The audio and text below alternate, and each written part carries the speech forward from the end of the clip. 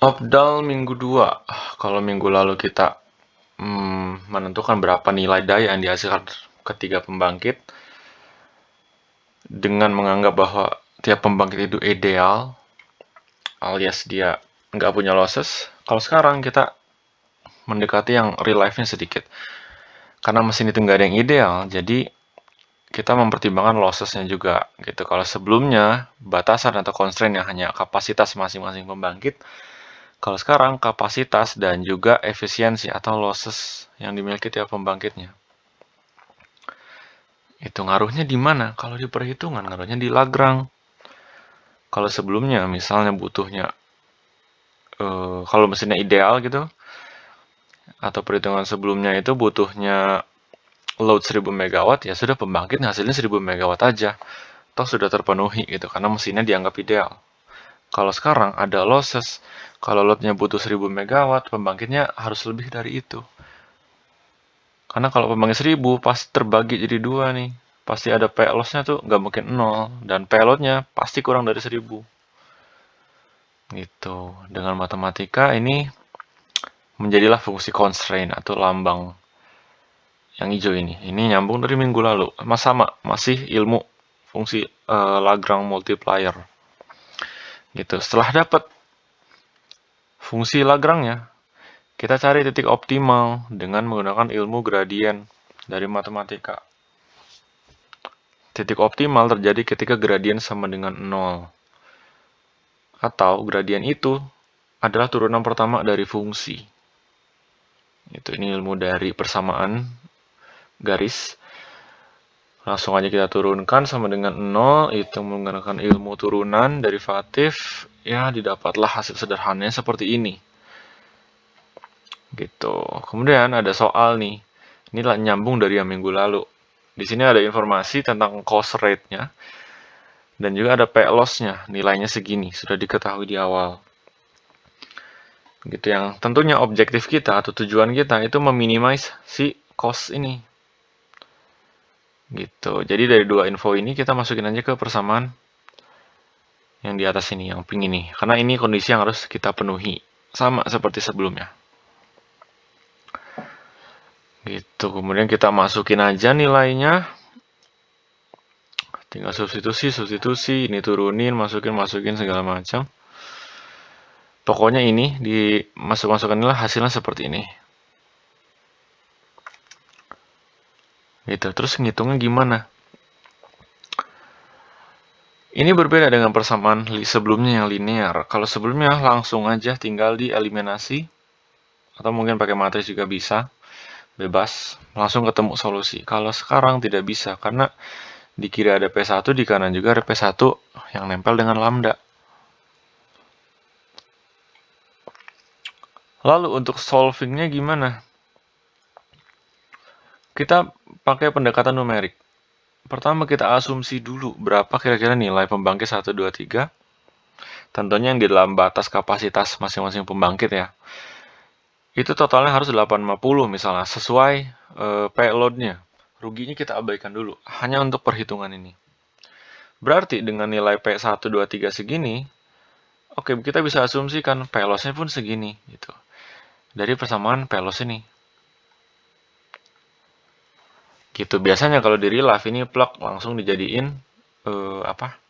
nilai P-loss dari keseluruhan pembangkit itu.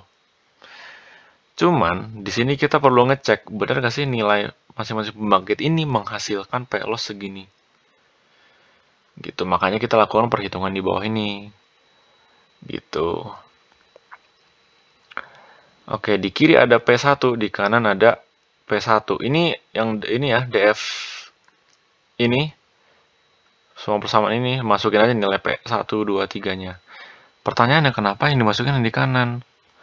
Padahal di kiri juga P1. Kenapa nggak diisi dua-duanya? 400 watt ini, 300 juga. Kenapa? Kata kita nyari nilai pembanding, mengecek.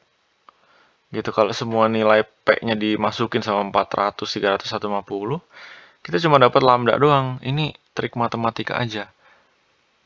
Jadi kita ngisi salah satu. Jadi kita dapat nilai P yang baru gitu. Yang kanan ini P asumsi. P1, 2, 3 ini adalah nilai baru yang kita harapkan menghasilkan error yang lebih kecil.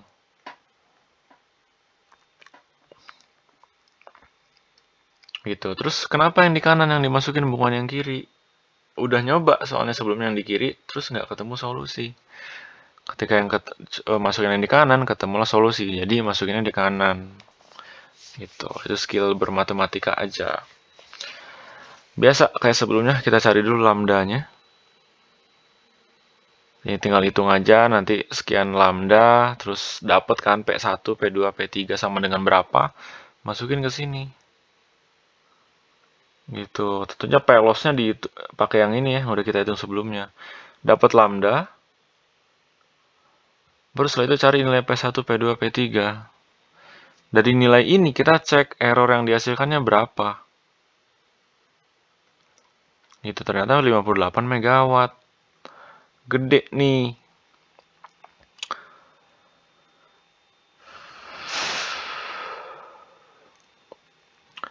Dan ini jauh dari asumsi awal. Asumsi awal kan segini. Gitu. Kalau gini solusinya gimana? Kita iterasi lagi, lakukan perhitungan, tapi dengan nilai asumsi yang ini hasil perhitungan pertama. Gitu. Jadi lakukan cara yang sama. Hitung lagi semuanya, termasuk P loss-nya dihitung lagi dengan nilai masing-masing pembangkit yang baru ini. Kemudian biasa cari lambdanya. Dari lambda dapat nilai P yang barunya. Ternyata dengan nilai segini, kita bisa menghasilkan error yang sebesar ini. Ini mirip dengan nilai dari asumsi awal. Gitu, makanya dirilah sering diasumsiin langsung aja, nggak usah pakai iterasi-iterasi untuk ngecek gini. Gitu, karena ujung-ujungnya pasti balik ke yang awal gitu. Kita cuma perlu memodifikasi dikit aja nilai masing-masing pembangkit, dan ujung-ujungnya pun power loss-nya nggak jauh beda kok sama ini asumsi power loss yang pertama itu. Gitu. Nah, semisal nilai power loss segini itu memang sudah masuk ke dalam batas toleransi, atau setahuku ini adalah perjanjian dari lembaga-lembaga terkait yang bikin pembangkit dan juga yang mengatur menyuplai listrik kemana gitu. Kalau memang misalnya batasnya 20 megawatt, ya sudah berarti nilai ini bisa dipakai. Nah, cuman aku belum yakin nih. Sebenarnya yang menghasilkan error segini tuh nilai masing-masing pembangkit yang mana gitu, yang ini kah? Apa yang ini kah gitu? Itu aku belum yakin gitu.